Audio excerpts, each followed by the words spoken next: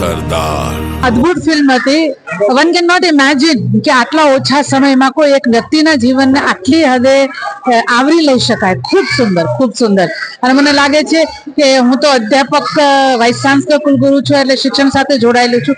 રાષ્ટ્રીય શિક્ષા નીતિ 2020 જે વાત કરે છે કે સ્વનો બોધ હોવો જરૂરી છે. એટલે મને લાગે છે કે આપણે આપણા વિશે જાણીએ, કારણ કે આપણે સરદાર વિશે જાણીએ જરૂરી છે.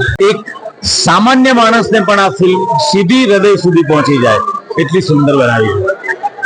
જુઓ તમે, ગિરીશ ઝવેરી, જયરામ, અજય જયરામ, તમે મહાદેવનો રોલ કરતા વૈશાખ રાઠોડ, આટલું બધું સરસ કામ કેવી રીતે, આમ અદ્ભુત અદ્ભુત.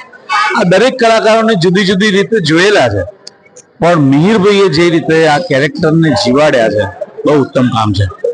બહુ જ મજા પડી ગઈ. લોકો સુધી આ ફિલ્મ પહોંચવી જ જોઈએ, પહોંચશે જ.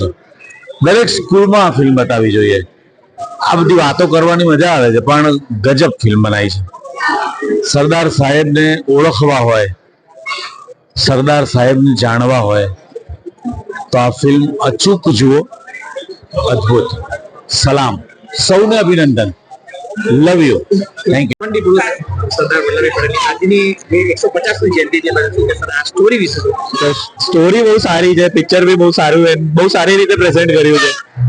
અને સરદાર પટેલ તો કહેવાય જ નહીં ને એમના વિશે, તો બહુ સારું હતું. એ હતા તો આટલું છે બી આપણું દેશ, નહીં તો રહ્યું જ નહોતું કઈ.